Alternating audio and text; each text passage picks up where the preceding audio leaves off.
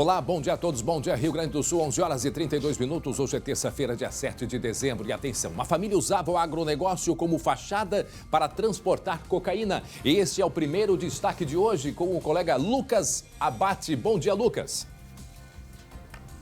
Bom dia, André, e a todos que nos acompanham. Uma vida de luxo, uma família bem conceituada, bastante conhecida, empresários com grande sucesso no agronegócio.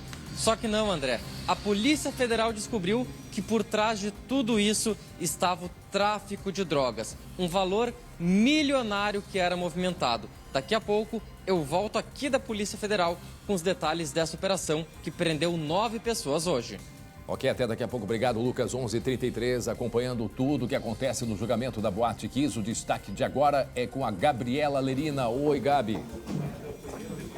Oi, André. Bom dia para você, a todos que nos acompanham. O 7º dia, então, do julgamento aqui da Boate Kiss. Fala neste exato momento, 21ª pessoa a depor, é o ex-operador de áudio, o Venâncio Anchal. Olha, emoção e também revelações trazem o depoimento do Venâncio, entre elas de que a banda Gurizada Fandangueira já costumava utilizar artefatos pirotécnicos, inclusive dentro da Boate Kiss, e também ele diz: eu errei ao ter fechado a mesa de som onde estavam os microfones. Detalhes daqui a pouco ainda, André. Até já, obrigado, Gabilerina. 11h34 e vem do centro do estado o flagrante de um triste acidente. O destaque é com ele, Guilherme Roquette. Bom dia, Guilherme. Bom dia, André. Bom dia a todos. Uma conversão à direita foi fatal lá em Santa Maria, na região central do estado. Um homem de 51 anos acabou atropelado por um ônibus. E sabe qual é a maior ironia desse destino aí, André? É que ele era mecânico de bicicletas. Esses detalhes todos a gente vai mostrar e também os detalhes dessa imagem aí ao longo aqui do SBT Rio Grande. Ok, obrigado, até daqui a pouco, 11 horas 35 minutos. O SBT Rio Grande, a sua companhia na hora do almoço, já está no ar.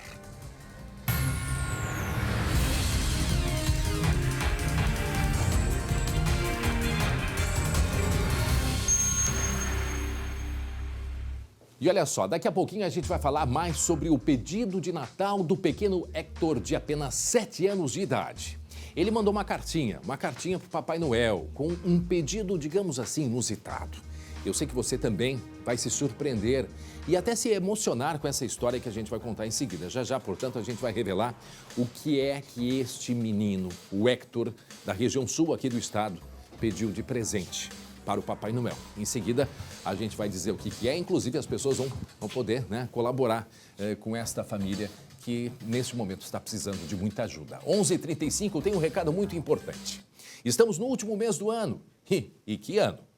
Poucas vezes a pauta de saúde foi tão presente em nossos dias, é ou não é verdade? E falando nisso, o que você tem feito pela sua saúde?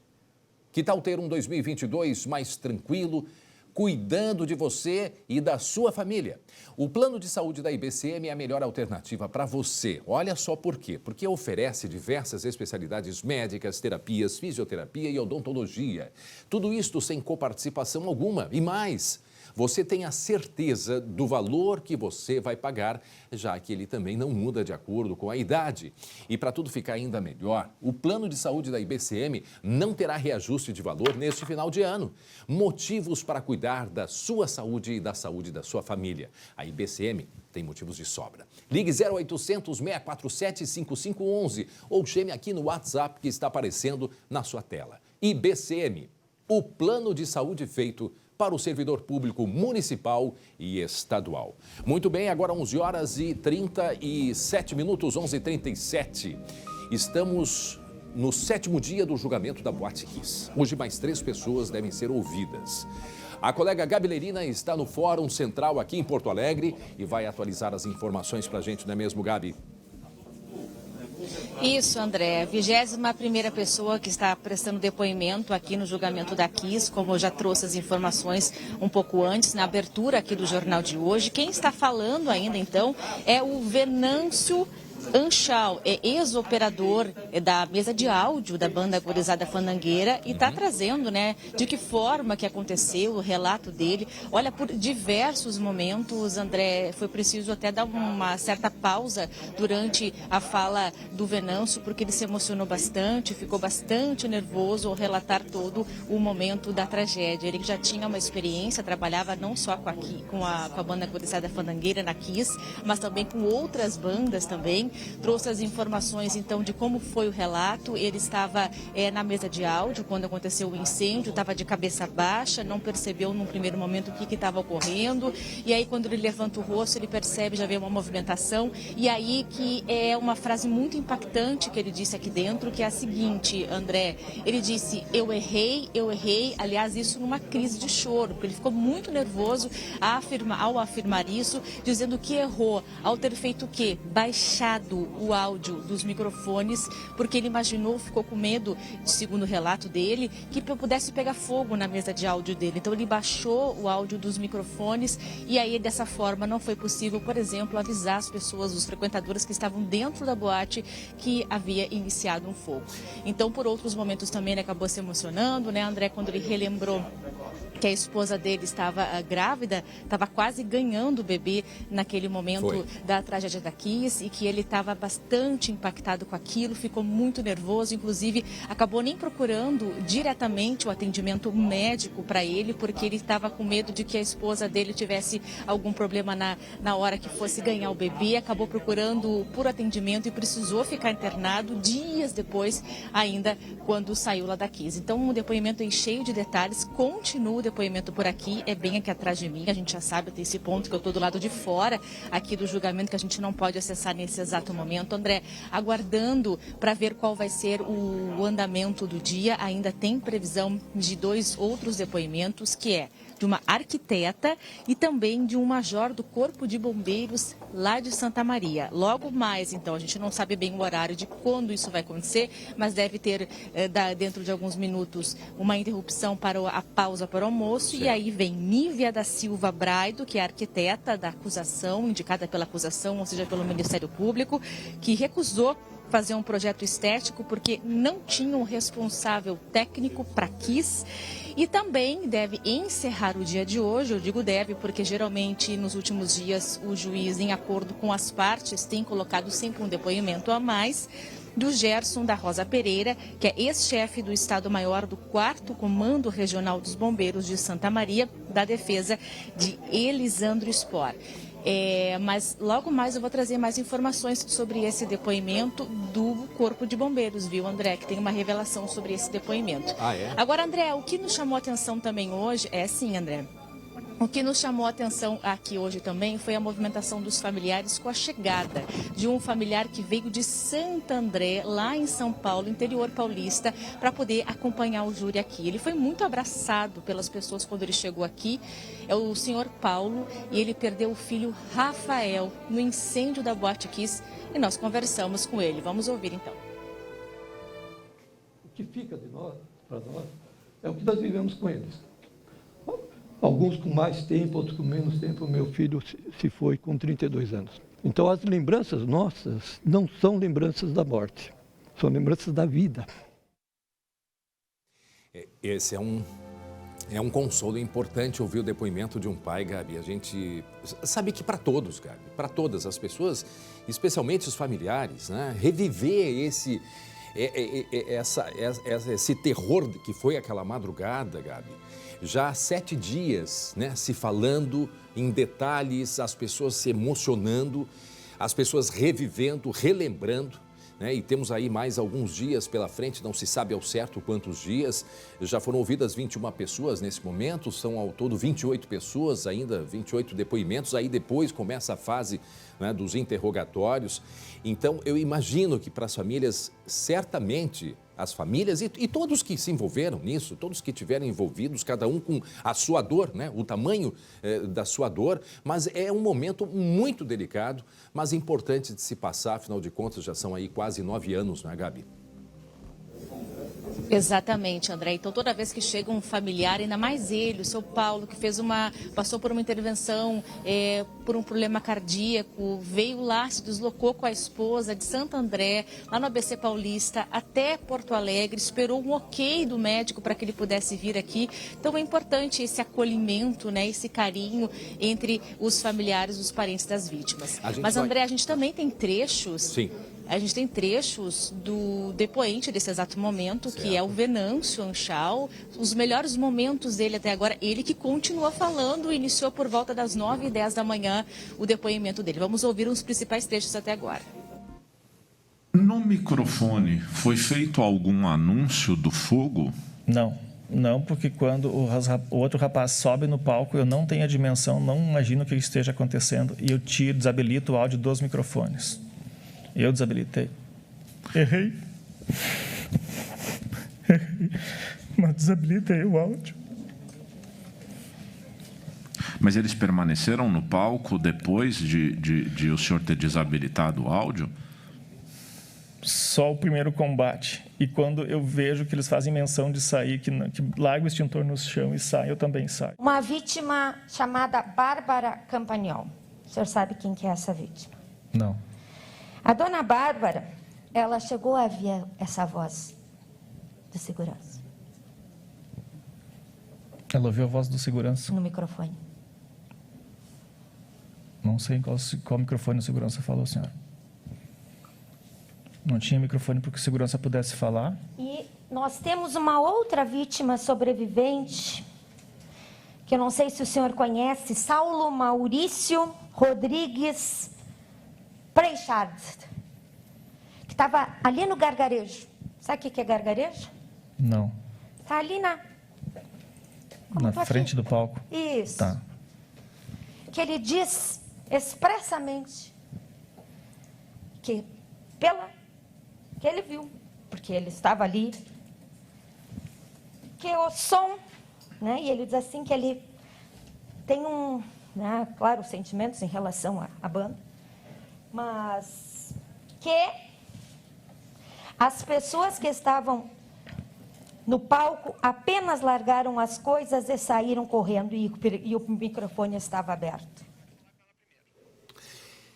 Gabi, esse trecho que a promotora está questionando, isso é importante só para a gente salientar muito bem, porque há uma grande, muitos questionamentos ao vocalista, o Marcelo, por que ele não teria pego o microfone e pedido para que as pessoas saíssem, né?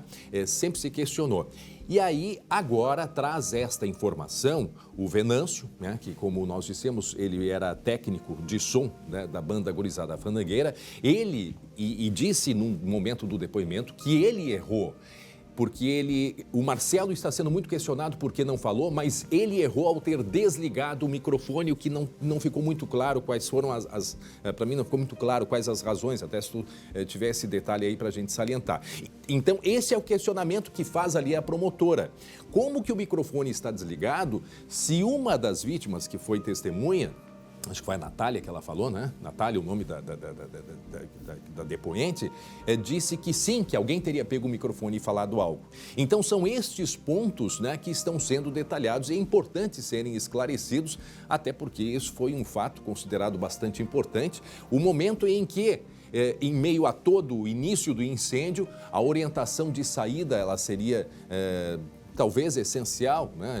Em meio a tudo, a toda a confusão que se criou dentro daquele ambiente, seria importante que se fosse orientada, pelo menos, a saída. Então, é isso que se questiona, porque em determinado depoimento, em determinado momento, ele diz que fechou o som, né? Que interrompeu o som, e o som do microfone, não o som dos equipamentos, isso até ele deixou claro. E em determinado momento se questiona que ele, de fato, o microfone estava ligado. Então, afinal, deixou ligado ou não ligou? Claro, são quase 9 anos, muita coisa já aconteceu nesse período, há muitos traumas também, né, Gabi? Mas são pontos importantes para que os 7 jurados, né, cheguem à conclusão, portanto, no final do julgamento. Gabi, ontem, 2 depoimentos, né, Gabi, chamaram a atenção. O primeiro da Natália Daronchi, que é a esposa do Elisandro Spor, sócio da boate, e também o depoimento do irmão do vocalista da banda Gurizada Fandangueira, o Márcio de Jesus dos Santos. Os dois, né, deram versões, inclusive, diferentes sobre o uso do artefato pirotécnico dentro da boate. Vamos acompanhar. Havia alguma autorização para que neste dia a banda Gurizada Fandangueira utilizasse artefato pirotécnico durante o seu show? Não, de forma alguma. E por que não havia essa autorização? Eu sei que não havia essa autorização, não sei se foi bem isso que o doutor quis me perguntar, mas eu sei que não houve essa autorização por uma postura que eu conheço do Kiko. Vocês tocaram na Kiss usando artefato pirotécnico com a presença do Elisandro. Ele sabia que a banda utilizava, é isso que eu estou perguntando. Sim. Eu vi que o Kiko foi entrar de volta para a boate e um segurança, pelo que eu me recordo, Fabiano, disse para ele: Kiko, aconteceu alguma coisa séria. E nisso já começou uma confusão muito grande e eu me lembro que o Kiko abriu assim os braços e disse: meu Deus, saiam, saiam. A gente esperava ter conseguido apagar o fogo. Quando a gente viu que não tinha mais, aí já era tarde demais. A gente saiu gritando no peito. Todo mundo diz que o Danilo saiu com a gaita e que o Danilo morreu porque voltou para pegar a gaita. Eu quero que o senhor explique para os jurados isso. Isso é mais uma invenção, mais uma mentira que existe. O Danilo na minha frente, ele pediu para mim flochar a gaita das costas dele. Em que momento? Quando eu estava saindo do palco, que a gente viu que não dava mais. Quem é que estava no palco neste momento? Até tentar apagar o fogo, todo mundo. Muito bem, a gente segue acompanhando o Gabrielina, que está no Foro Central de Porto Alegre, nesse momento sendo ouvido ainda desde as 9h da manhã, o Venâncio, né, que era técnico na época, o técnico de som da banda Gurizada Fandangueira. Correto, Gabi? Isso sim, André. Deixa eu só responder, você fez aquele questionamento sobre a situação de ter não avisado no microfone, no caso do Marcelo, sim, né? O cantor Marcelo de Jesus dos Santos. E é o seguinte, viu? Primeiro, o Venâncio explicou por que ele teria desligado só os microfones e não os aparelhos, né? Os instrumentos musicais. Ele citou que foi por uma questão técnica e que em outros momentos ele já teve um problema, por exemplo, de não desligar o microfone e aí pessoas invadirem e usarem o microfone. Então ele deu essa explicação de por isso que ele escolheu primeiro desligar o microfone e não desligar os instrumentos técnicos. Exato. E sobre a questão de não terem avisado no microfone, isso está, inclusive, na denúncia do Ministério Público, em que, inclusive, o Ministério Público diz que se chama isso de ganância, pelos músicos não terem avisado as pessoas, os frequentadores, que estava a boate pegando fogo. Só para trazer essas informações para ti, e nós seguimos aqui, então, aguardando para ver como vai ser o andamento do dia de hoje, André. Tá certo. Obrigado, Gabi. Acompanhando já há 7 dias, portanto, do julgamento do caso da Boate Kiss, que acontece aqui em Porto Alegre, no Foro Central. Em seguida, a gente traz outras informações. Agora, faltando 10 para o meio-dia, coloca a sirene aí, gente, coloca a sirene. Imóveis e carros de luxo, contas milionárias, tudo com dinheiro do tráfico internacional de drogas. Lucas Abate, crime organizado e coordenado por uma família que usava, né, o agronegócio como fachada, um plano de fundo para uma vida de glamour na alta sociedade, inclusive irmãos gêmeos. É isto mesmo, Lucas Abate?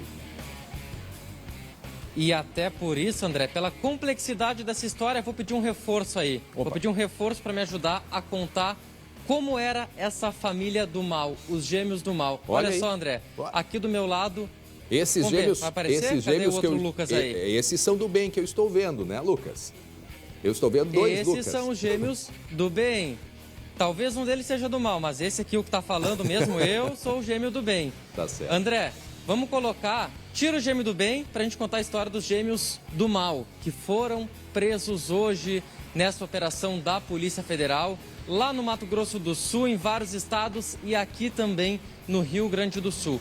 O que acontece, André? Era uma família muito bem conceituada, com mansão, com fazenda, dona de transportadora, vivia sempre na alta sociedade, valores milionários, carro de luxo, apartamentos no litoral, mansões em tudo que era lugar. Todo mundo que olhava para eles, André, pensava, é uma família que deu certo. Os irmãos ali, ó, show de bola, empresários de sucesso, criados pelos tios também, gente boa, gente fina. Só que não, André, por trás de tudo isso, o tráfico de drogas. E um detalhe é que, diferente das outras operações que a gente mostra de tráfico de drogas, que os alvos sempre têm vários antecedentes, são velhos conhecidos da polícia, nesse caso, não.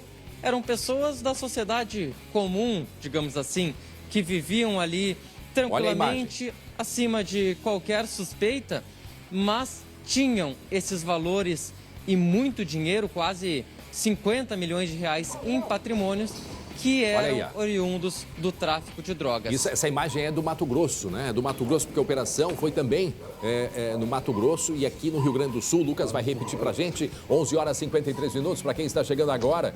Terminou o glamour.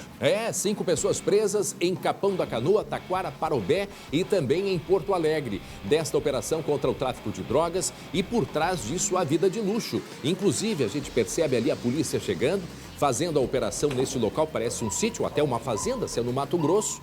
E por trás disso, portanto, uma família, irmãos gêmeos, e que tinha uma empresa de agronegócio, né, como fachada, para disfarçar, né, o tráfico de drogas, não é mesmo? Explica pra gente, resume pra gente, para quem não acompanhou, Lucas.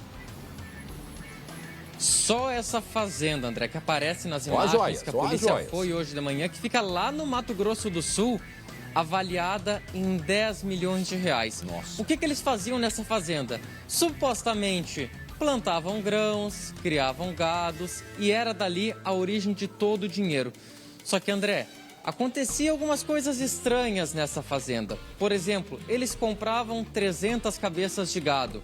Rapidamente, esse gado multiplicava, virava 600, uma reprodução muito rápida que chamou atenção. Ou seja, André, era tudo falso, não tinha gado, não tinha grão, era uma fazenda que não produzia nada, mas eles registravam esse dinheiro da droga como se eles tivessem vendido várias toneladas de soja, como se tivessem vendido muita grana, ou seja, usavam isso como lavagem de dinheiro. Nós conversamos um pouco mais cedo com a delegada que coordena essas investigações. Vamos ouvir o que ela fala sobre a forma de atuação do grupo.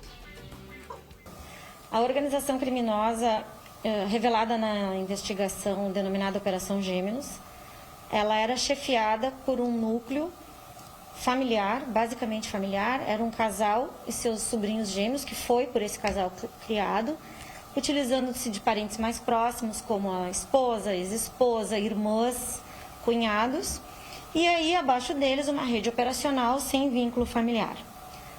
A organização criminosa internalizava a droga da Bolívia para o Mato Grosso do Sul.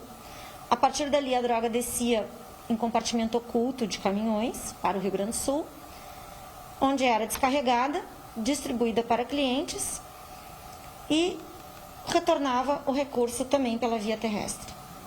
11h55, faltando 5 para o meio-dia, Lucas Abate está explicando para a gente esta operação Gêmeos. Por que será Gêmeos? Não, irmãos gêmeos que estavam aí liderando esta organização, que, como disse aí a delegada da Polícia Federal, eles tinham esta fazenda, uma grande fazenda, segundo o Lucas, 10 milhões de reais, uma fazenda de fachada onde abrigava uma empresa de agronegócio.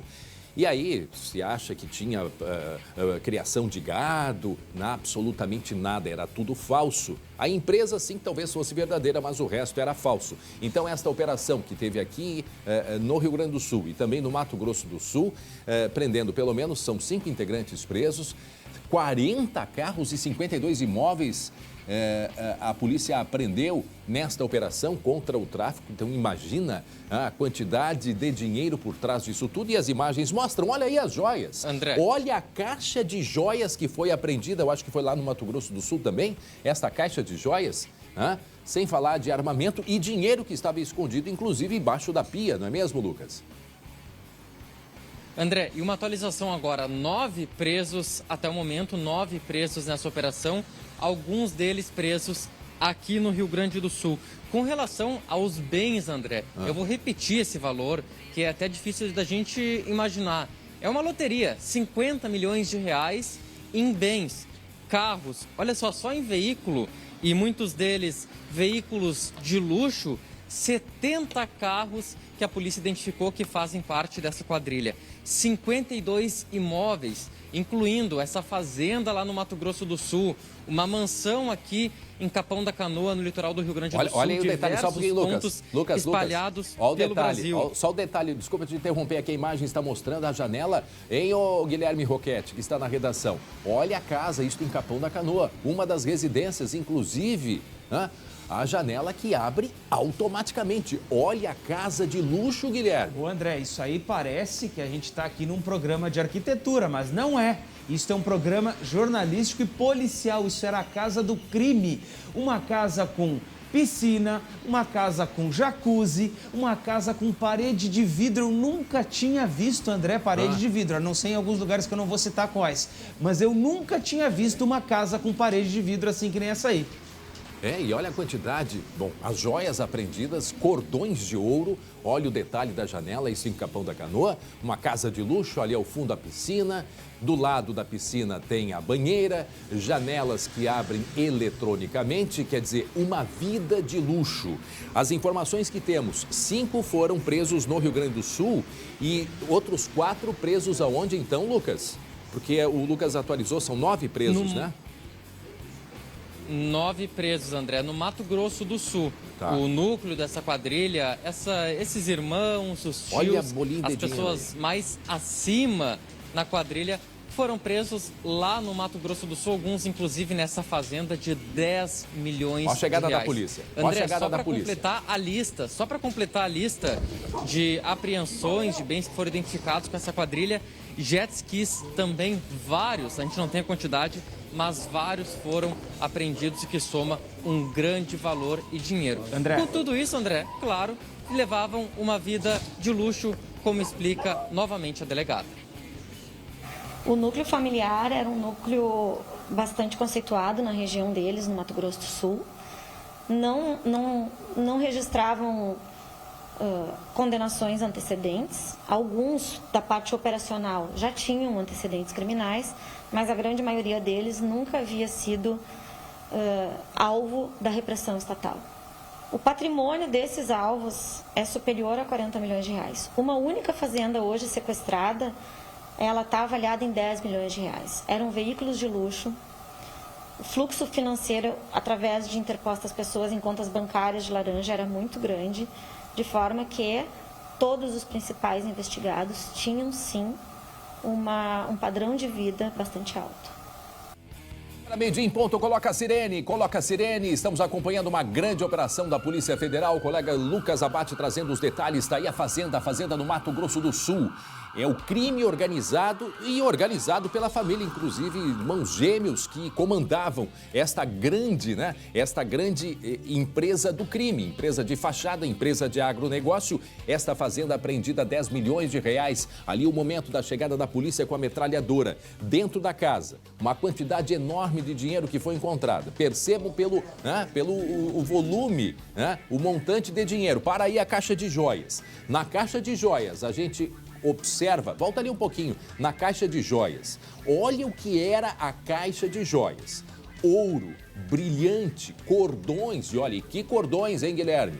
E que cordões de ouro, relógio aqui fora da caixinha, tem relógio, tem diamante, quer dizer, uma quantidade enorme de dinheiro, isso tudo o quê? Servindo para lavagem de dinheiro, Guilherme. E aí também a quantidade de armas que foram apreendidas nessa operação, é uma caixa de remédio que tem ali, o que é aquilo ali? Alto. Não consigo enxergar é munição, daqui, mas... é munição. André? É munição, facas, quer dizer, uma quantidade enorme também de munição, Guilherme. Sabe o que eu estava prestando atenção também ali, André? Nas caminhonetes que estavam ali embaixo do galpão, ali do telhado. Inclusive aquela escura, não a Land Rover, mas aquela que está lá no meio, a escura. Sim. É uma Toyota, eu viajei com uma dessas no fim de semana. Agora, sabe quanto é que custa a versão mais cara dessa Toyota aí, André? Não faço ideia. Mais de 300 mil reais. Aquela que tá ali no meio, a escura. Bom, somando mais essas de 300 mil custa. Somando essas 3 caminhonetes, chegamos a $500 mil. Sem dúvida, mais até, eu acho, André. Acho que a gente passa de mais de $500 mil. Porque aquela outra que tá mais na frente, a S10, ela é um pouco mais antiga, mas ela deve estar avaliada hoje pela FIP em cerca de 100 mil, se ela for a diesel. Isso, e essa aqui, galpão... 400 ou 500 mil. Então a gente passa aí do $500 mil. Essa é a garagem da fazenda. Só que essa fazenda, como dissemos, a operação Gêmeos, porque Os líderes eram 2 irmãos gêmeos. Eles tinham atuação no Rio Grande do Sul e atuação também lá no Mato Grosso. Mas originalmente a família é daqui, Lucas? É de origem do Mato Grosso, André. O que eles faziam? Qual era a relação deles com o estado do Rio Grande do Sul? Tudo era lá no Mato Grosso do Sul, que faz fronteira com a Bolívia, que é o local onde tem a maior produção de cocaína e é de onde vem quase toda a cocaína que é traficada para o Brasil. Eles faziam o transporte da Bolívia para o Mato Grosso do Sul e lá do Mato Grosso do Sul eles traziam até o Rio Grande do Sul, região do Vale dos Sinos, a parte de cima da serra, ou até mesmo lá para o sul do estado, para Rio Grande, para levar até o porto e aí sim para a droga seguir viagem em direção à Europa. Então era essa relação que eles tinham aqui com o Rio Grande do Sul, esse itinerário, essa rota do tráfico de drogas que era adotada por eles e que passava aqui pelo nosso estado, André. Essa casa que a gente está mostrando agora, que é em Capão da Canoa, pertencia a quem, Lucas? A um dos investigados, André. Eram várias pessoas, são 9 alvos, até a gente tem agora um momento de 9 presos até o momento. Um dos presos, inclusive, em Capão da Canoa. A polícia não especificou qual imóvel era de qual pessoa, até porque muitas dessas casas, desses bens de carros, estavam em nome de laranjas. Então, na teoria, tudo, na prática, na verdade, tudo pertencia a essa família. Só que na teoria, no papel, estava em nome de outras pessoas. Olha o detalhe da casa de luxo que a gente acompanha aí em Capão da Canoa. Olha os lustres, olha os lustres. Aí à esquerda, a gente vê, para aí um pouquinho a imagem. Olha a cristaleira, o detalhe moderno da cristaleira com uma quantidade, e tudo muito organizado, viram? Tudo limpo, organizado, bonito, alinhado. Aí é a sala mais, digamos assim, social. Olha a lareira ou churrasqueira. Olha ali a pedra na cozinha, André. O armário planejado, aquilo ali não é muito barato não, hein? Volta aquela imagem ali da sala. Ali aparece o policial fazendo a relação de tudo que foi apreendido. Vamos voltar um pouquinho. O detalhe da cortina. Persiana elétrica, tudo automatizado. A gente usando o cobertor para fazer de cortina, hein? É ou não é verdade? E ali é tudo eletrônico, né? Tudo eletrônico. Pra que levantar da cama, André, se tu pode apertar no botãozinho ali no controle remoto e a janela abrir, tu ficar com o solzinho deitado de manhã cedo, imagina, André? Com os ares da praia, não é? Com os ares da praia. Não, o ambiente é excepcional, excepcional. Só que o que tem por trás disso? A criminalidade. Lucas? E não vamos imaginar que esse casarão, essa mansão lá em Capão da Canoa é porque eles gostam muito do litoral do Rio Grande do Sul, viu? Tem nada a ver com isso. Eles não gostam aqui do nosso do mar, não é que eles iam passar férias aqui. Não. Isso faz parte também de uma estratégia de ocultar esses valores. Faz parte da lavagem de dinheiro. Ou seja, eles tinham tanto dinheiro guardado que eles tinham que dar algum destino. Então eles compram essas casas, constroem essas mansões lá em Capão da Canoa, Xangri-Lá, em vários locais, para justificar algum valor, para fazer a lavagem do dinheiro. Ou seja, eles dizem que investem um valor X, eles dizem que investem um valor X, vendem depois por 2X, ou dizem que vendem por 2, por 3X, que seria o valor da casa, para tentar, de certa forma, legalizar esse valor. E coloca o lucro aí, né? Aí consegue fazer a chamada lavagem de dinheiro. Nesta casa, essa que foi apreendida, como disse o Lucas, e é uma maneira de tu pluralizar os investimentos, digamos assim, e poder... essa faz parte desta máquina do crime de disfarçar, de esconder o dinheiro. Deixa eu mostrar um detalhe que nos chega agora de uma imagem dos cofres. Olha aí a imagem, gente, aqueles cofres de hotel. Pelo menos 3 cofres que estavam, né, guardados e escondidos. Isso é no Mato Grosso do Sul, corrigindo, não é aqui em Capão, é lá em Mato Grosso do Sul. Talvez dentro destes cofres, aquela quantidade toda de joias, quem não viu a gente vai mostrar. A quantidade de joias muito grande. E não são joias fininhas, né, de ouro, como a gente está acostumado a ver. Pelo contrário, cordões e tudo é investimento, ou seja, tudo é direcionado, como disse o Lucas, para a lavagem de dinheiro. Coloca a imagem da caixinha ali de ouro, a caixinha de joias. Só ali, sabe-se lá quantos milhões de reais dentro daquela caixa, a caixa com cordões. Olha aí a caixa, dentro e fora. né? Fora da caixa tem relógio, né? Eu vejo aqui uma esmeralda, que é assim, né? Mais para a direita, uma esmeralda, cordões brilhantes, quer dizer, só nesta caixinha de joias, olha só, o que tem ali dentro, ó. Eu não sei se isso foi feito pela polícia ou se isso já tinha sido guardado pelos, quem cuidava desta caixa, mas perceberam que está escrito ali em cima, um pingente de Nossa Senhora. Tá? Isso está num papel de recibo, talvez o controle, eu não sei se o Lucas pode explicar para a gente se isso era um controle dos próprios criminosos ou se isso foi um controle feito pela polícia, Lucas, porque a polícia precisa catalogar tudo isso também, né, Lucas? Precisa catalogar para fazer a apreensão e até lá na frente não chega a ser o caso desse porque é tráfico de drogas, mas para também restituir as vítimas. Nesse caso, por ser tráfico, pode ser leiloado lá na frente e servir para financiar as próprias ações de segurança. André, antes de a gente finalizar as informações por aqui, vamos ouvir mais um trecho da delegada que comandou essa investigação. Eles também utilizavam de mescla através de revendas de veículos, uma transportadora, uma academia de ginástica e uma franquia de uma empresa de locação de materiais e equipamentos para a construção civil. O que é essa mescla? Essas empresas funcionavam, ainda que minimamente, e giravam, através dessas empresas, eu declaro renda, eu declaro lucro nessas empresas, sem que de fato a empresa gere todo aquele lucro. É o aporte do dinheiro do tráfico na mescla.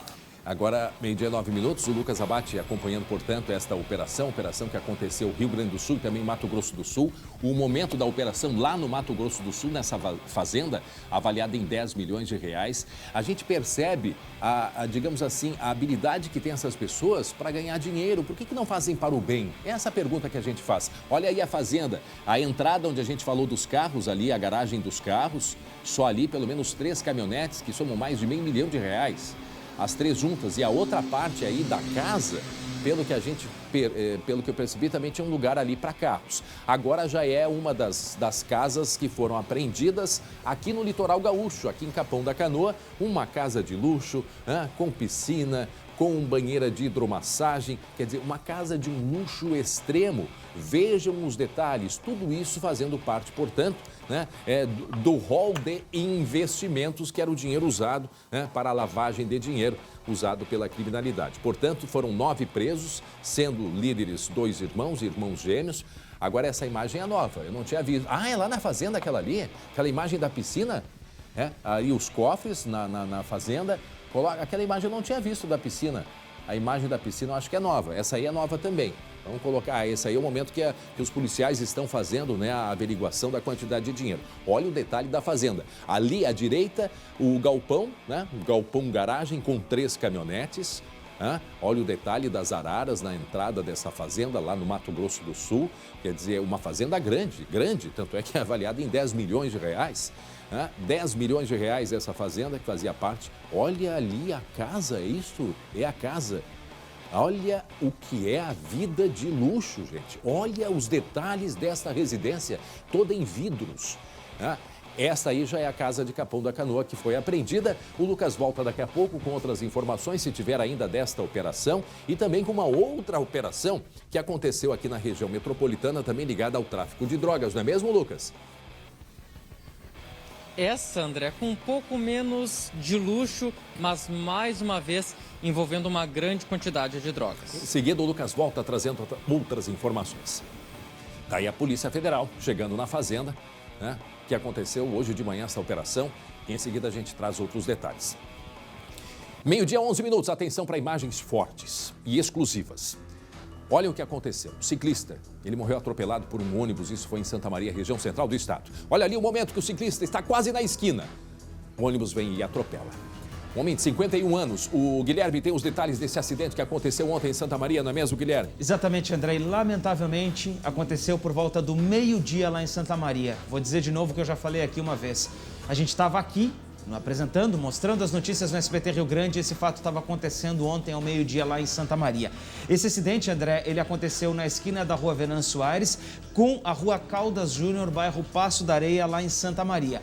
A vítima era o Robson Alexandre de Oliveira. ele estava de capacete e também estava com roupas de ciclismo. E um outro detalhe, André, ele era mecânico de bicicletas, ele trabalhava na área, ele trabalhava inclusive em uma das lojas mais tradicionais com relação a ciclismo, com relação, né, a essa questão da bicicleta, que eu posso te dizer que inclusive é até um movimento, a gente vê aqui em Porto Alegre muita gente pedalando, enfim. O Robson acabou então sendo vítima desse, né, do trânsito e desse acidente fatal lá em Santa Maria. O ônibus, André, esse coletivo, ele fazia a linha Vila Oliveira, Chácara das Flores, então na rua Venâncio Aires, no sentido do bairro para o centro, quando foi então converter à direita. E aí acabou atingindo esse ciclista. O Serviço de Atendimento Móvel de Urgência, né, o SAMU, ele atendeu essa ocorrência, foi acionado, mas quando as equipes chegaram já não tinha mais o que fazer, né, André? O Robson, infelizmente, já estava morto. A Brigada Militar isolou o local, como não tinha também exatamente mais o que ser feito, acabou então chamando a Polícia Civil, que deu o andamento, né? A delegacia lá de Santa Maria, é a DHPP, que também investiga esses crimes relacionados a questões de trânsito. É a partir de agora que essa delegacia que vai apurar o caso, mas a imagem já mostra ser bem clara do que aconteceu, né? O ônibus convertendo agora, e atingindo o ciclista. Não estou aqui buscando culpado, não, só a gente tentando analisar. Agora, o ônibus, ele passa pelo ciclista. Mesmo o ciclista que estava numa velocidade, me parece que até mais alta, não estava passeando. Ó, ele está numa velocidade mais alta. Mas o motorista, e também lá não tem ciclovia, né? Não tem ciclovia. Mas, enfim, não importa esse tempo, não tem, né? Porque não tem que tu não vai cuidar. A gente tem que cuidar de tudo, de todos os lados. Agora, ali, se o motorista... Não sei se ele percebeu que tinha um ciclista, né, Guilherme? A impressão que dá, André, é que o ônibus ele até vem mais devagar porque vai fazer a conversão e o ciclista naquela outra imagem aparece exatamente andando um pouco mais rápido, né? Então, daqui a pouco até na posição em que está o motorista, ele fica num ponto cego, o próprio ciclista, em que o motorista não consegue ver. É como a gente diz, né? Não se está querendo apontar questões de culpados. Claro. Mas antes, porque o ônibus estava vindo naquela quadra. Então, ele deve ter avistado, né? Em tese deve ter avistado o ciclista, mesmo que em alta, aí ultrapassou o ciclista e aí talvez tenha imaginado que ia conseguir tempo para dobrar. O que reforça quando a gente mostra uma imagem como essa, né, Guilherme? É sempre chamando a atenção das pessoas, tanto motoristas, ciclistas, pedestres. A gente vive nesse momento tão conturbado de preocupações, depois de quase 2 anos de pandemia. É evidente que as pessoas estão com as suas preocupações, com as suas dificuldades, o que exige cada vez mais a atenção de todos nós, seja motorista, seja ciclista, como eu disse. É lamentável, um de 51 anos morreu dessa maneira trágica aí. Foi ontem à tarde, por esse horário, né, Guilherme? Sim, foi meio-dia, André. A gente estava aqui conversando, nós os dois, o Lucas e a Gabi também, e esse caso, infelizmente, estava acontecendo lá em Santa Maria. A gente lamenta muito que essas situações ainda sigam ocorrendo. Inclusive, aqui em Porto Alegre, a própria EPTC já registrou um aumento na acidentabilidade depois que o trânsito voltou ao novo normal, digamos assim. Então é importante que a gente tenha cuidado, gente. Esse é o alerta que a gente faz no trânsito, né? Trânsito muito agitado como sempre, as pessoas retomando com as suas atividades e aí, lamentavelmente, esse acidente que aconteceu na região central. E eu imagino um motorista, a dor desespero que deve ter sentido no momento que se deu conta do que tinha acontecido. Eu só imagino. Sem dúvida nenhuma. Eu só imagino. André, para a gente finalizar, pelo menos aqui mais alguns detalhes, né? O corpo já foi encaminhado para o IML. Certo. As câmeras de segurança, então, elas vão poder auxiliar, né? E a gente está vendo aí bem clara a imagem do que aconteceu. É claro que um outro aspecto é o que teria acontecido antes, né? Em que momento o ônibus teria passado ou não pela bicicleta. Isso ainda vai ser apurado. Agora, o veículo, o próprio ônibus, ele já foi liberado para a empresa de ônibus, já voltou a circular e a bicicleta, ela foi recolhida, né, pela perícia e agora então deve ser inclusive analisada aí o que aconteceu, né, exatamente para se poder traçar essa dinâmica do acidente. Tá certo, obrigado, Guilherme. Até daqui a pouco, 12h16, 2 caminhões carregados de cigarros foram apreendidos aqui na Serra. Os detalhes do nosso giro de notícias pelo estado. A Polícia Rodoviária Federal apreendeu 2 caminhões carregados com 155 mil maços de cigarros contrabandeados na saída de um depósito em Farroupilha. Ao todo, 4 veículos foram apreendidos e 3 pessoas foram presas. A operação representa um prejuízo de R$1 milhão ao crime organizado. Na BR-392, em Pelotas, a polícia encontrou mais de R$60 mil em medicamentos sem notas fiscais. Segundo a Polícia Rodoviária Federal, o motorista de 29 anos já havia sido flagrado em outubro realizando o mesmo tipo de transporte. Ele vai responder por crime contra a ordem tributária. Mais de R$90 mil em celulares contrabandeados foram encontrados neste veículo. Segundo a PRF, era tudo made in Paraguai. O motorista, de 21 anos do Paraná, admitiu que iria entregar os aparelhos na região metropolitana de Porto Alegre. A apreensão foi na BR-470, em Bento Gonçalves. Meio-dia, 18 minutos, coloca a sirene. Mais uma operação. É impressionante. Todo dia prisão de traficantes aqui no estado. Hoje mais... Anota aí, 23 suspeitos presos por vender drogas na região metropolitana. Lucas Abate também está acompanhando esta operação e traz os detalhes pra gente. Agora, o que é essa imagem desta rua aí, que até está com detalhes, está bem pintadinha ali de branco, né? O que tem a ver isso aí? Conta pra gente, Lucas. Tem a ver, André, com uma forma de tentar despistar os policiais. Vou contextualizar e contar onde é que fica tudo isso. Fica lá no bairro Rio Branco, em Canoas, bem perto da 448. É uma região com o tráfico de drogas atuando de forma muito intensa, com muitas ações policiais. E esses muros, André, eram todos pichados. Tinha pichação lá com o nome de uma facção criminosa que a gente não vai falar aqui. E isso, claro, chamava muito a atenção da polícia. Então, o que os traficantes fizeram, André? Mandaram a população pintar. Distribuíram tinta, distribuíram pincel e pediram para o pessoal, olha só, pinta tudo, vamos deixar a rua bonitinho. E, inclusive, a polícia sabe disso, André, porque interceptou alguns áudios. Vamos ouvir o áudio que eles falam justamente sobre a pintura dessas paredes. Pega aí, ó. Pega um pedreiro, vários vizinhos aí, ó. Todos tem muro pichado aí, coisa aí, ó. Vê quem é que pinta os muros aí, que nós vamos pintar tudo de carro aí, bicho. Pintar muro e pintar calçada, pegar os pedreiros aí, vamos pintar tudo aí. É, meio-dia, 19 minutos, Lucas Abate explicando mais a operação da polícia aqui na região metropolitana. Quer dizer, eles tinham a preocupação de deixar as ruas pintadas, casas que estivessem pichadas, que o proprietário deveria se manifestar, quem é que ia fazer essa pintura e qual era o objetivo desta pintura, Lucas? Despistar a polícia, André. Esses muros foram pichados pela própria facção, por membros da própria facção. Só que isso começou a chamar a atenção da polícia, que intensificou as ações por lá. Então eles deram essa ordem de pintar o muro, a própria facção financiou, deu tinta, deu pincel, de certa forma até a mão de obra para os moradores, para deixar tudo bonitinho, deixar a rua limpa ali e não chamar a atenção. E isso, claro, chamou a atenção, pelo contrário, chamou a atenção da Polícia Civil, conforme explica o delegado Rodrigo Caldas. Essa estratégia deles foi uma tentativa de simular, de enganar a polícia. Por quê? Como nós atuamos muito, principalmente naquela área, muitas prisões em flagrante, eles começaram a pensar em formas de evitar a ação da polícia. E como os muros tinham pichações específicas de grupos criminosos, o que eles faziam? Eles mandavam os moradores pintarem os muros para tirar. Pintar muro, pintar meio fio, pintar tudo, para dar uma aparência mais limpa para o local. Muito bem, meio-dia, 21 minutos, mais uma operação da polícia contra o tráfico de drogas, pelo menos 21 presos, né? 21 presos até esse momento. A polícia que prende traficantes na região metropolitana e a estratégia era deixar o ambiente, né, disfarçar o ambiente para não chamar a atenção, deixar tudo limpinho, mas na verdade, olha, 23 criminosos presos aqui na região metropolitana. Mas na verdade, qual era o objetivo? É despistar, quer dizer, não chamar a atenção da polícia.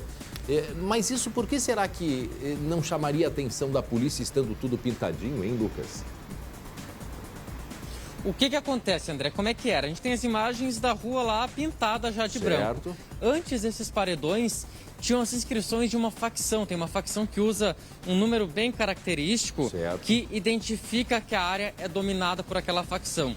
Então, Tudo isso foi pichado, tinha pichação. A polícia... Isso chamou a atenção da polícia, que começou a intensificar e fazer várias ações por lá, prender as pessoas. Então, o que os traficantes pensaram, André? Olha, isso aqui está levantando muita suspeita. Vamos tapar, vamos fingir que não tem facção aqui, que é uma área de paz, que não tem tráfico, e de repente a polícia sai do nosso pé. Então, por isso que eles determinaram essa pintura, distribuíram tinta, pincel e pediram para os próprios moradores pintarem tudo lá, para dar a entender que era um espaço bem cuidado, sem traficante.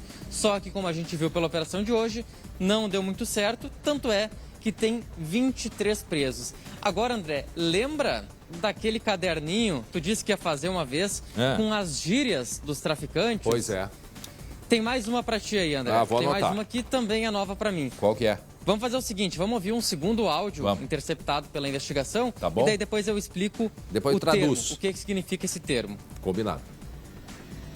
O vendedor quer ver que deixar um milho pra eles, entendeu? Deixa uma peteca em algum cantinho ali, ó, embaixo de umas pedras. Pega um saquinho meio grande, bota só uma peteca dentro e uma pedra, manda ele esconder ali. Se os homens pegar ele, eles dão aquele mocó ali, não, só tem mais uma. E é assim que vai. Não podemos perder droga, mano. Não podemos perder droga, esperando ficar com nada em cima. Cliente que chegar aí e querer comprar, e tem que ver bem se não é polícia, manda dar uma banda, mano. Dá uma volta na quadra, dá o dinheiro, dá uma volta na quadra. Pois é, eu vi ali, seria milho? Milho. A gente já falou do mocó, do banda, de outros termos ali. Mas milho, André, eu nunca tinha ouvido. Olha que faz um bom tempo que a gente acompanha esse tipo de investigação. Sabe o que significa milho? Olha... Pouca droga. Deixa um pouquinho ali, deixa as petequinhas. Entendi. Deixa pouca coisa. Porque se a polícia chegar, não vai ser uma apreensão muito grande, vai pegar meia dúzia. Não vamos ter tanto prejuízo. Então, o milho, anota no teu caderninho, André, significa... pouca droga. E eu perguntei até isso para o delegado Rodrigo Caldas sobre o significado, o que eles pretendiam dizer. Vamos, depois na sequência a gente pode ouvir o que disse o delegado Rodrigo Caldas explicando melhor, mas em síntese é isso, André. Milho igual a pouca droga, disfarçar. Um novo termo da criminalidade que a gente acaba de descobrir. É agora que a gente vai ver o delegado? Olha aí, escuta o delegado aí. No áudio, quando eles falam de milho, né, pode até ser um termo pejorativo, mas não. Eles se referem ao quê? Eles falam, deixa só uma peteca ou duas petecas com o cara que está na boca de fumo tal. Porque se, né, no linguajar dele, se os polícias pegarem ele, né, eles vão pegar pouca coisa e deixa a maior parte num armazém depositado no local especial. Essa pouca quantidade não caracterizaria tráfico, é isso, Lucas? Até caracteriza, André, pela condição, pela quantidade, até pelo local pela do embalagem. flagrante. Deixa eu aproveitar, mas o Lucas. prejuízo... Só pela embalagem. Mas o prejuízo não é tão grande. Não é tão Eles grande. perdem menos droga se tem uma apreensão. Aí a gente está mostrando a imagem, Lucas, aquela imagem que nós temos da fábrica, né? A fábrica, a montagem dos papelotes, olha a quantidade de dinheiro. E ali aparece uma máquina de aquecer, elétrica de aquecer panela, né? Aquelas, tipo serpentina, vai aparecer depois, que eles usavam para fechar o plástico com a droga dentro. Não é mesmo, Lucas? Aí, ó. Aí, ó, coloca a imagem aí. Ela fecha a embalagem, que é a embalagem de doce, inclusive, né? Aqueles papelotes ó, aí corta, né? Corta. Aí, ó, tá aí aquela, uma serpentina elétrica, ou talvez embaixo a carvão que esquenta e aí consegue-se fechar a embalagem. É papelote que se chama? É papelote? Os doceiros... É papelote, bucha, pino, tem vários nomes, André. Porque aquela ali é usada para doce, para enfeitar, né, aquele celofane para enfeitar docinhos. E é ali que estavam usando, ó, o momento do fechamento, dessa embalagem de celofane, que é uma embalagem, né, meio plástica. Olha aí, é tudo ligado a elétrico, né? Elétrico, tá aí todas os celofanes, né, de enfeitar ali o papelote de doce abertos para que então as dosagens fossem colocadas dentro deles e aí a embalagem fechada a temperatura, com temperatura alta para grudar e ficar prontinho, né? No caso, o papelote de droga. Tinha aí cocaína, que a gente vê na imagem, e tinha outros tipos de drogas também, Lucas? Maconha também, cocaína e maconha, inclusive, que foram apreendidos hoje nessa operação lá no bairro Rio Branco, em Canoas. Muito bem, daqui a pouco o Lucas Abate volta em seguida? Não? Daqui a pouco, então é a Gabi Lerina que volta trazendo as atualizações deste já, o dia 7, né? 7 dias já do julgamento do caso da Boate Kiss, em seguida direto do Foro Central de Porto Alegre. Tem alguma imagem lá? Tem a imagem ao vivo para a gente acompanhar se ainda é o Venâncio que está prestando depoimento? Está no intervalo do almoço. Intervalo do almoço, retorna 1h15 e em seguida a Gabi vai atualizar para a gente. Meio-dia, 28 minutos e olha só, uma informação importante aqui em Porto Alegre, porque foi aprovado aqui na capital o novo projeto de lei do passe livre. Essa votação, que aconteceu na Câmara de Vereadores, teve 20 votos favoráveis e 13 contrários. Hoje, o passe livre acontece em 12 datas durante o ano. E com esta alteração, o passe livre será aceito apenas no feriado de Nossa Senhora dos Navegantes, lá em fevereiro, que é a padroeira das cidades, né? Que tem rios, né? São diversos municípios. E também o dia de vacinação. Então, de 12 passou para apenas 2 datas. E esta mudança vai ser sancionada pelo prefeito de Porto Alegre ainda em dezembro e começa já a valer a partir do ano que vem. A pergunta que se faz é, por exemplo, no dia de eleição, que muitas pessoas são obrigadas a votar, precisam gastar dinheiro, né, para o transporte, como que fica esta situação? Aos poucos a gente vai compreendendo e vai trazendo o detalhamento. Portanto, de 12, apenas 2 datas para o passe livre aqui na capital gaúcha. Agora, meio-dia, 29 minutos, o seu Natal pode ser ainda mais feliz. Não perca o sorteio de Natal do aplicativo TIM Mais Vantagens. Você pode ganhar um carro 0 quilômetro. Então, você que é cliente TIM Controle ou TIM Pré, preste atenção. Esta é a sua oportunidade de poder ganhar este presentão. É só baixar o aplicativo TIM Mais Vantagens e participar. Veja como é fácil. É só acessar o aplicativo TIM Mais Vantagens, jogar as fichas na roleta virtual para ganhar números da sorte e concorrer a este prêmio dentro do próprio aplicativo. Já pensou você de carro novo neste Natal? E olha só que legal, todos os números da sorte adquiridos a partir do dia 27 de novembro estarão valendo para este sorteio de Natal. Maravilha, não é verdade? Natal com um carro novinho. Aproveite agora. Você ainda não é cliente TIM? Como não? Venha para a TIM e tenha um mundo de vantagens. Saiba mais em tim.com.br. TIM. Imagine as possibilidades. Voltamos para a redação. Atenção, em meio à crise em que vivemos, pois é, a atitude de um menino de 7 anos de idade está comovendo as redes sociais. Olha o que fez esse menino aqui da região sul do estado. 7 anos de idade. É o Hector, né? Ele escreveu uma cartinha para o Papai Noel pedindo, sabe o quê? Uma bicicleta? Tira a imagem, não coloca ali, não coloca a imagem, tira a imagem. O que uma criança de 7 anos pede para o Papai Noel? Me ajudem. Uma bicicleta, uma roupa, uma bola de futebol, pede algum brinquedo, mas geralmente uma bicicleta, né? E uma bola de futebol. O que mais poderia pedir? Me ajudem, gente. Me ajudem. Uma cartinha para o Papai Noel. 7 anos de idade o Hector, mas ele não pediu. Ele não pediu brinquedo, ele não pediu roupa, ele não pediu bicicleta, ele não pediu uma bola. Ele pediu o quê, Guilherme Roquete? André, que guri o Hector, hein? Que filho esse menino. O Hector pediu carne. Carne para fazer churrasco no Natal. Nossa, a gente se arrepia de ouvir. A gente fica arrepiado. Papai Noel, meu sonho é ganhar uma carne para passar com minha família. Tenho 7 anos. Muito obrigado, Papai Noel. Assina Hector. André, o Hector, ele pediu para a mãe, né, dele e perguntou, olha, ô mãe, vamos lá, como é que vai ser agora no final do ano? Vamos fazer churrasco, vai ter carne e tudo. E a mãe, no preço que estão as coisas, a família não tinha condições, não ia fazer nenhum tipo de comemoração assim, né, com carne, fazer churrasco. Esse ano ia ser um pouco diferente. A mãe tentou explicar isso aí pro Hector, mas ele não se convenceu muito e não ficou parado, não.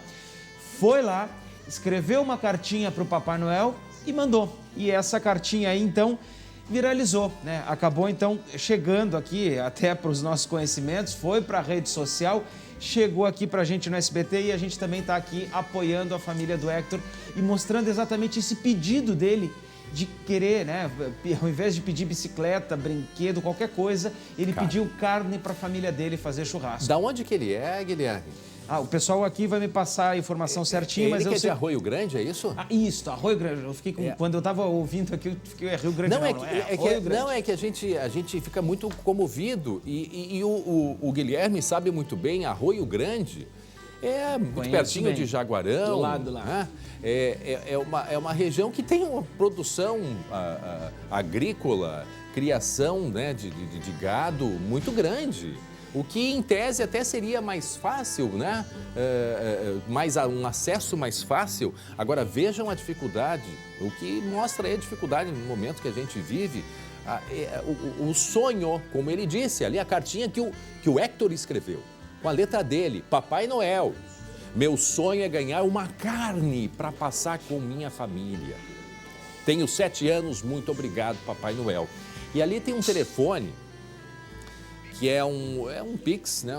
É um telefone que eu não sei se isso não é telefone, esse é um CPF, é importante saber. Sim, é que o Pix pode ser um telefone, pode ser CPF, pode ser também e-mail. Neste caso, na hora da seleção ali da transferência, é CNPJ ou CPF.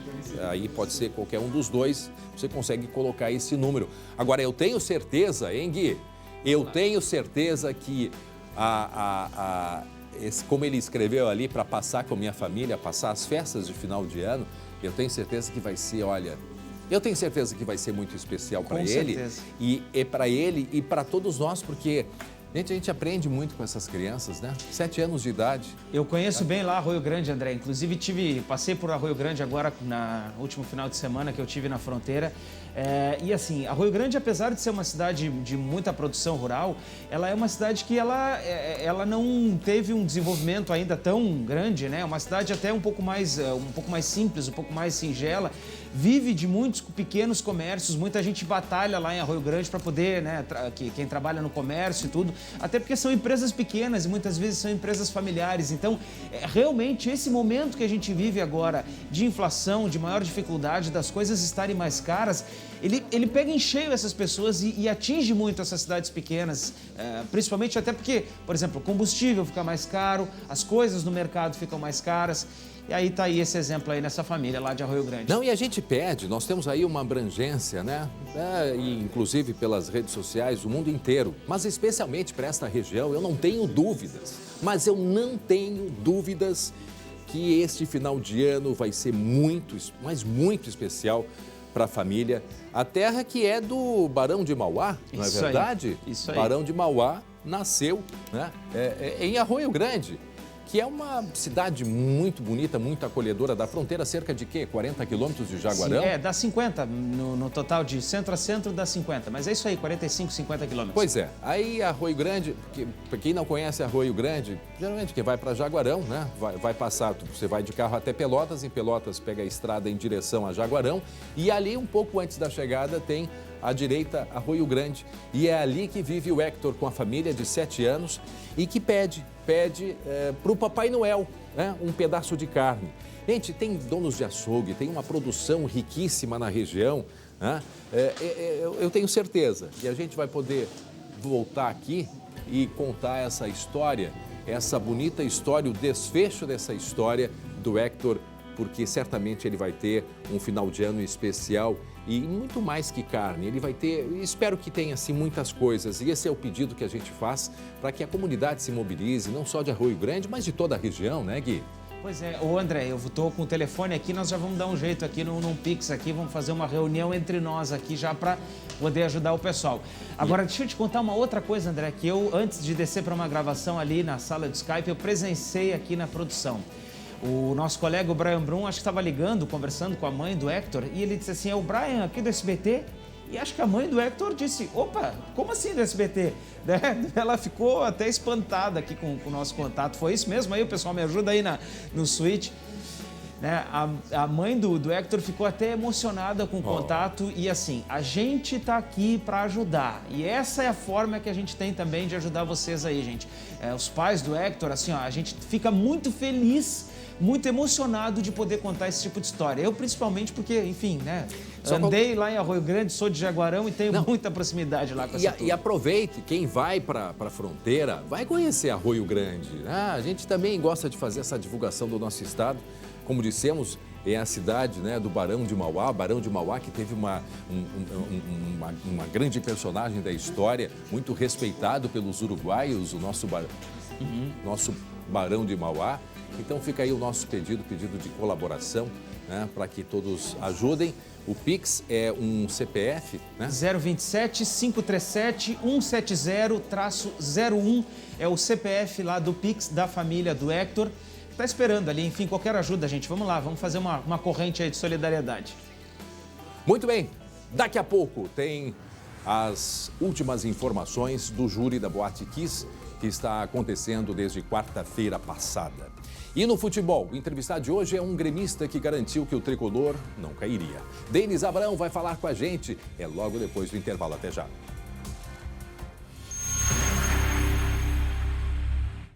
Já estamos de volta com o SBT Rio Grande. Atenção, criminosos usaram um carro para invadir um supermercado e praticar um assalto. Guilherme Roquete, onde aconteceu? Conta pra gente. André, 13h47 da manhã, quase 4 horas da manhã, e essa turminha aí chegou nesse HB20 branco aí na região da Oscar Pereira, bairro Glória, em frente ao mercado. Eles pararam o carro, desceram e aí, ó, foram de ré para arrombar a porta.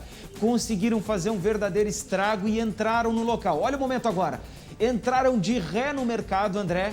Conseguiram, então, arrombar o estabelecimento comercial, mas não levaram nada do supermercado. Foram direto no caixa eletrônico. Olha que o carro vai embora depois, hein? O carro vai embora. Eles não fogem no carro. Fugiram depois a pé. E aí, nesse meio tempo agora, eles estão lá dentro do supermercado arrombando o caixa eletrônico. Eles conseguiram arrombar esse equipamento, mas de acordo com as informações que a gente conversou agora com os donos do supermercado, eles não conseguiram levar dinheiro.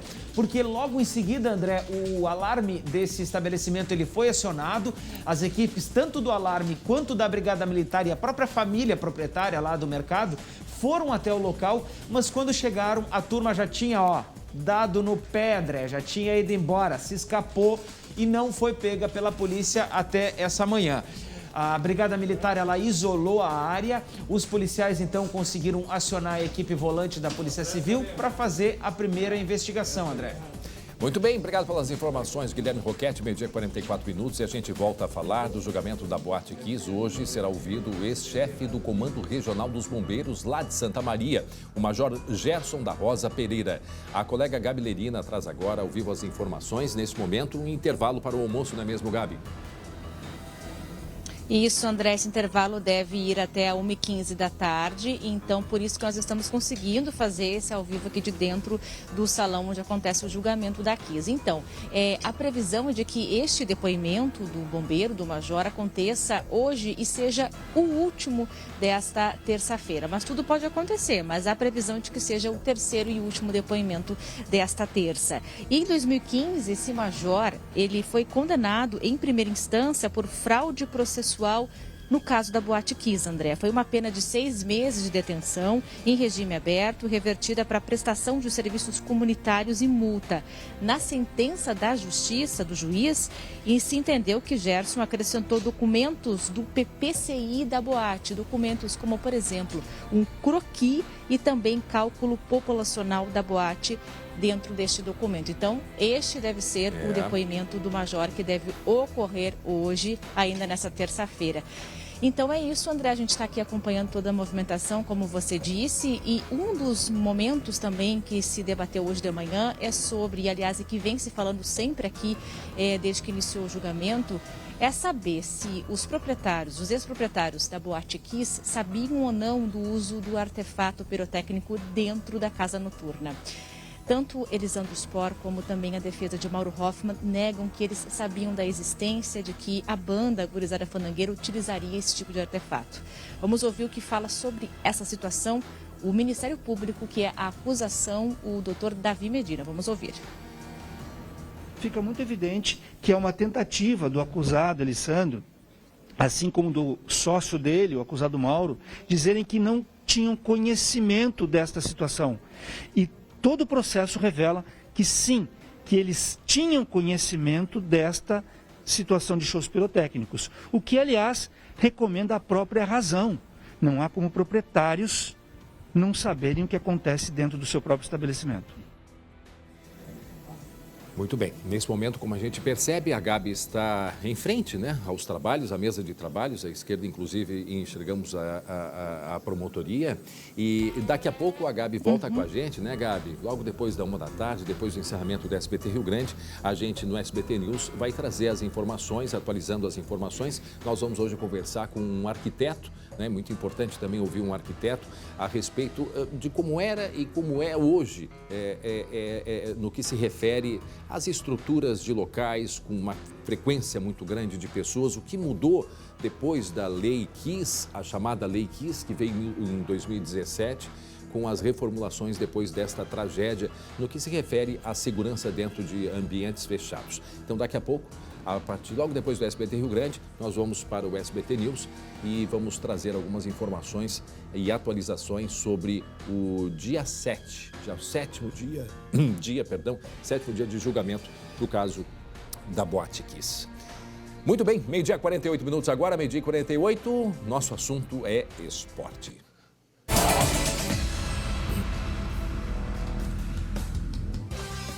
O pulso do Grêmio ainda pulsa. O tricolor foi ajudado pela derrota do Juventude ontem e chega vivo para a última rodada do Brasileirão, que é na próxima quinta-feira. Matheus Schenck, o coração do gremista. Cada dia é como se fosse, de fato, uma grande final. É verdade, André. Boa tarde para você, boa tarde a todos. Boa tarde. Em partes, os resultados de ontem ajudaram, né? O Juventude perdeu, o Cuiabá acabou vencendo, mas daqui a pouquinho eu vou falar disso aí, porque antes, se liga na chamada da Champions League, tem jogão hoje no SBT. Hoje é dia de Liga dos Campeões aqui no SBT. Real Madrid e Inter de Milão entram em campo para ver quem fica com a liderança do Grupo D. As duas equipes já estão classificadas, mas elas querem mais e vão proporcionar um espetáculo digno da maior competição de clubes do planeta. Nada mais, nada menos do que Lautaro Martínez, Arturo Vidal, Rodrigo, Vinícius Júnior e companhia aqui no SBT. Não dá para perder. É hoje a partir de 4h45 da tarde. Até já!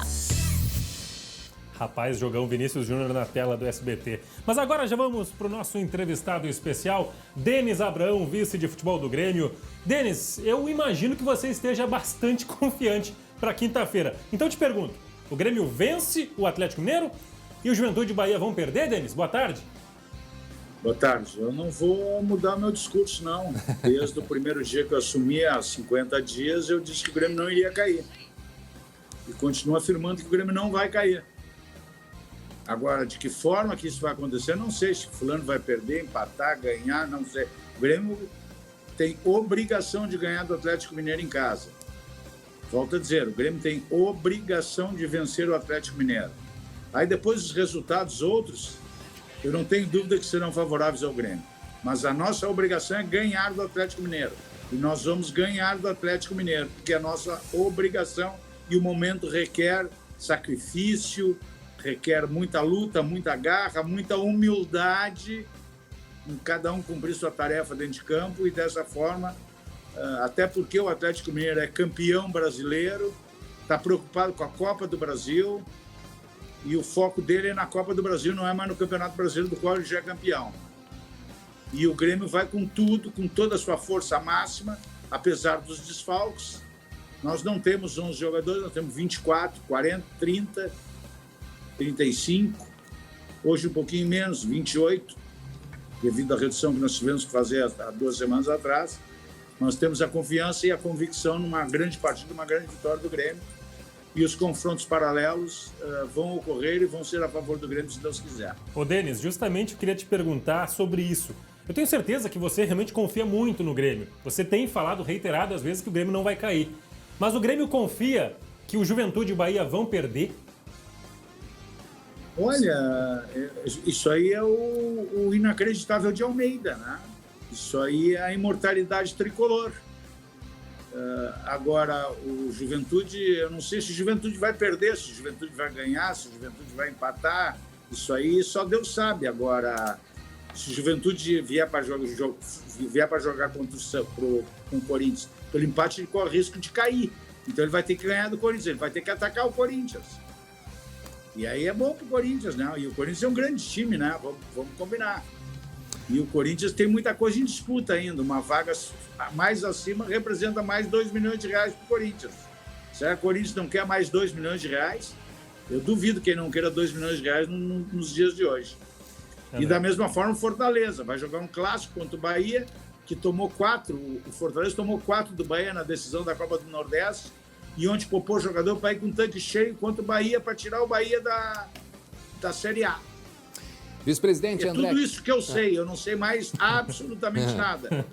Agora, eu acho que até onde nós chegamos e da forma que nós chegamos, o sacrifício que nós passamos, Deus está reservando coisa melhor para nós, muito boa para nós. Eu não tenho dúvida disso. Vice-presidente Denis Abrão e André aqui do estúdio, sempre agradecendo a participação e conversa com o senhor. E aqui quem fala é um gaúcho de coração, e eu sempre digo, minhas 2 grandes paixões do futebol é Inter e é Grêmio, e eu falo isso de fato, tenho um carinho muito grande pelos 2 clubes. Nasci em frente ao Estádio Olímpico, inclusive eu tenho imagens dos anos de 74, das bandeiras sobre o Olímpico, imagens que nós mostramos aqui com exclusividade, gravadas em Super 8. Então a minha infância teve muita a presença do Grêmio por perto. E o que eu quero dizer com isso? Que o Grêmio cair não é bom para ninguém, não é bom para o Estado, não é bom para o futebol, não é bom para o Internacional também. Agora eu preciso lhe perguntar, vice-presidente, agora é o momento de se fazer o planejamento para o ano que vem, né? Todas as empresas fazem o seu planejamento. É um momento muito difícil e por isso eu pergunto para o senhor como que o Grêmio está se planejando para o ano que vem em meio a esta situação bastante delicada, e eu também concordo e quero que o Grêmio, né, obviamente, siga na posição que é, assim como o Internacional também, sempre deixando muito claro isso. Então eu pergunto, como fazer um planejamento num momento tão delicado como este que o Grêmio vive agora, vice-presidente? Nós temos 2 cenários, na verdade, né? E esse cenário representa a verba de posicionamento, né? Eu ficando na Série A, que é onde nós vamos ficar, nós temos um orçamento X. E a outra situação eu não vou falar porque não vai acontecer, então nós estamos trabalhando nesse sentido. Então, a reunião, ontem ocorreu uma reunião sobre isso, e hoje continua pela parte da manhã, uma reunião do orçamento para o ano de 2022, e nós estamos trabalhando detalhadamente no plano para o ano de 2022 com todas as premissas necessárias. É isso que eu posso te adiantar agora, quanto a valores, formas, atributos, conceitos, metas, isso é de economia interna. Ô, Denis, justamente também falando sobre essa questão que também envolve finanças, um dos jogadores que volta para o time do Grêmio nesta quinta-feira é o Douglas Costa, né? Que é o maior salário do elenco, é a maior contratação do Grêmio nos últimos anos e não conseguiu fazer ainda em 2022 grandes atuações em sequência. Como é que você espera que o Douglas reaja nesta quinta? Ele vai ter, claro, grande apoio da torcida, é o grande nome do Grêmio. O que você espera para a quinta do Douglas Costa especificamente? Claro, ele é o cara que se espera muito nessa reta final, né? Bom, primeiramente eu não posso falar da escalação porque eu ainda não sei a escalação. Não sei quem vai jogar. Vou ter que conversar. O Mancini chegou hoje, eu estava com ele agora. Eu saí da sala com ele para vir atender vocês. Ele faleceu amanhã. E eu não conversei com o Mancini ainda. Hoje vai ter treino. Amanhã tem o último treino. E nós vamos para o jogo na quinta. Então, até lá, muita coisa vai acontecer. Agora, a escalação do Grêmio eu não sei. Então, ainda. E, para finalizar, Denis, uma última curiosidade. No domingo, o presidente Romildo Bolzan descartou a chance de mala branca, de o Grêmio pagar um incentivo a Corinthians e Fortaleza para que eles tenham uma motivação a mais. Você também descarta essa possibilidade? O Grêmio não vai usar deste artefato para tentar motivar mais os adversários que lhe interessam que vençam? Olha, eu sou vice-presidente de futebol, não sou um vice-presidente do Conselho de Administração eleito. Eu não tenho autoridade nem autonomia para falar desse assunto. O meu foco é único, exclusivamente, dar suporte, dar tranquilidade, dar apoio ao Departamento de Futebol Profissional do Grêmio. E a minha função é essa, o meu foco é só o Grêmio, meu foco é só o Departamento de Futebol. Eu não tenho condições de me envolver com outras coisas que não sejam o futebol do Grêmio. É a minha posição. Antes da pergunta do Wagner Mancini, só registrar aqui a nossa solidariedade à família, né, do treinador que faleceu a mãe dele. Isso, né? Ontem. Faleceu ontem a mãe dele. Vocês não imaginam... Diga, vice-presidente. Vocês não imaginam o que nós passamos de sábado de manhã, quando eu cheguei aqui e fui direto na sala do Mancini, e ele estava falando com o irmão, que o irmão estava passando as notícias da mãe. E eu fechei a porta imediatamente, ele pediu para mim entrar, imediatamente entrei. E ficamos conversando, depois ele desligou o telefone. Aí nós fizemos uma logística para ele ir a Ribeirão Preto, se despedir da mãe. Aí ele pediu para mim aguardar um pouquinho o final do treino, que ele irá falar novamente com os irmãos. O profissionalismo desse grande cidadão é excepcional. Ele é um profissional de altíssimo nível. Em nenhum momento ele colocou, a não ser para mim e para o presidente do clube, a situação dele, a situação pessoal dele. Os jogadores ficaram sabendo ontem do passamento da mãe do Mancini. O Mancini não voltou conosco para Porto Alegre porque ele não abriu mão de ficar na concentração com os seus jogadores no sábado e no domingo. E no domingo ele foi para o campo como se nada tivesse acontecendo e ele sabendo que a mãe dele estava partindo. Mas graças a Deus a mãe dele ainda esperou para se despedir dele e depois partir com a paz de Deus para um reino muito melhor do que o aqui. Portanto, a nossa solidariedade. Então, eu sou profissional. E agora eu tive a oportunidade de abraçar ele, ele está eufórico, ele está motivado, ele está com muita convicção e nós temos a convicção que nós vamos manter o Grêmio na Série A do Campeonato Brasileiro. Falando em convicção, Denis Abrão, como é que foi assistir ontem? Depender dos outros, o Grêmio teve que secar o Juventude, deu certo, o Grêmio acabou se dando bem nessa, o Juventude perdeu para o São Paulo, a gente tem até os gols desse jogo, se vocês quiserem rodar. Como é que foi ficar só na torcida? Foi muito sofrimento ontem, Denis? O jogo de São Paulo foi bom porque aos 5 minutos já saiu o gol do Luciano, né? Verdade. Então eu não... Claro que depois o Juventude deu uma emparelhada, né? Aí no final do primeiro tempo o Juventude toma o segundo gol. Aí começa o segundo tempo, o Juventude faz 2-1, logo em seguida toma o terceiro, quer dizer, não deu para sofrer. Agora o outro jogo que eu vi foi o jogo do Cuiabá contra o Fortaleza. Quando eu vi o Fortaleza sem 5 titulares, eu achei que o Cuiabá ia ganhar. Aí já despressurizei um pouquinho, né? Mas aí inventaram um pênalti meio gozado, né? Parece que eu estou sempre falando de arbitragem, né? Mas é que eu gostaria que tivesse um conceito claro, que todo mundo fosse utilimente, todo mundo as situações de VAR, de chamar pênalti, mas tudo bem. Mas o time de Cuiabá ganhou, não tá garantido ainda, pensa que tá, mas não tá. Muita coisa pode acontecer ainda. Mas, pois não. Você falou de arbitragem. Você tem algum tipo de preocupação para quinta-feira em relação à arbitragem? Porque o Grêmio realmente foi bastante prejudicado nessa reta final, né? Teve alguns jogos que a própria CBF admitiu o erro em jogos. Essa colocação aí basta para mim, tá? Essa colocação que tu está fazendo, ela basta para mim. Quer dizer, tudo aquilo que eu estou colocando aqui, eu tenho a recíproca da imprensa. A imprensa concorda com as minhas colocações. E isso, para mim, é é muito bom escutar esse sinal que eu não estou enxergando diferente, que eu não estou inventando situação para proteger o Grêmio, que eu estou simplesmente colocando o seguinte: se a regra do jogo fosse cumprida, o Grêmio já tinha escapado. E a regra do jogo não vem sendo cumprida. E outros clubes que estão numa situação melhor que a do Grêmio hoje já estariam na segunda divisão. Se os pênaltis que não foram dados a favor do Grêmio fossem dados. Tinha Clubeco aí que já estava na segunda divisão. É verdade. Vice-presidente, deixa eu fazer uma pergunta para o senhor. Já aqui, obviamente, que revelei e eu quero sim e torço para que o Grêmio continue assim, como o Internacional. Infelizmente, um deles vai cair, né? Ou o Juventude ou o Grêmio. Infelizmente, um dos dois cai, né? É importante até destacar isso. Um dos dois vai cair, né? Um gaúcho o Grêmio vai não ser vai rebaixado. cair. Né? O Grêmio não vai cair. Pois é, aí deixa eu aproveitar e perguntar isso para o senhor.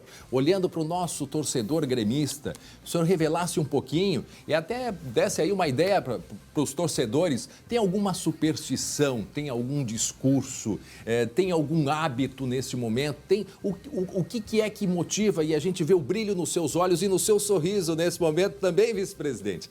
É que o senhor passasse essa energia para esses gaúchos todos e mesmo muitos colorados que torcem para que o Grêmio continue, sim, na série principal. Conta aí algum segredo para a gente, vice-presidente. Não tem segredo, cara. O segredo é o seguinte: é muito trabalho, honesto, sério, dedicado, tá certo? E quem trabalha honesto, sério, colhe os frutos. E nós vamos colher os frutos. Foi muito cruel o gol do Corinthians.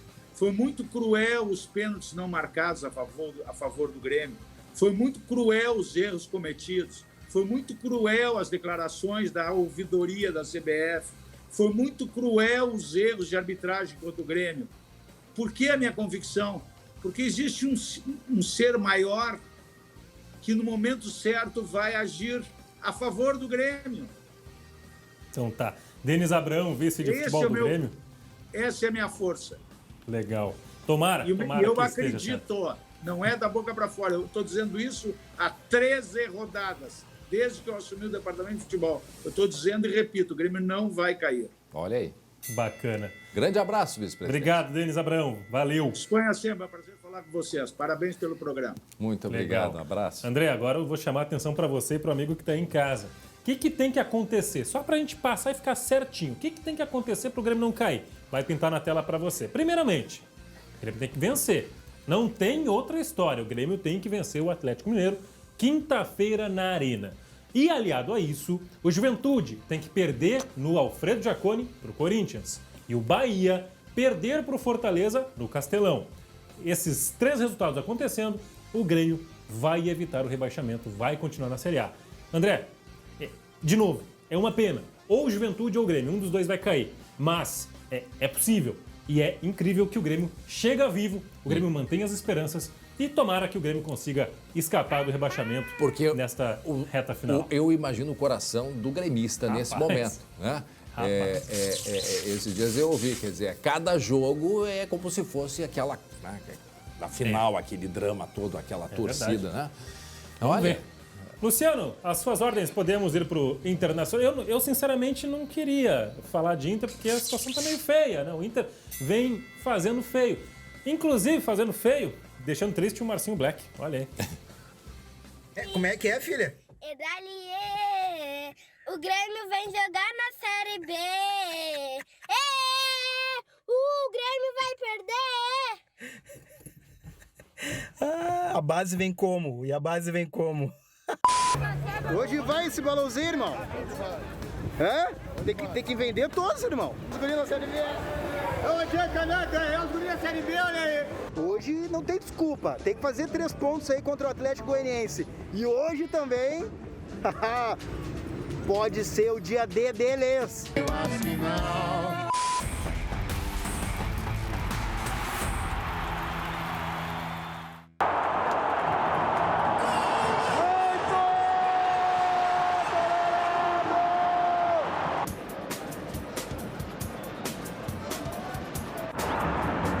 Que golaço dos caras, velho.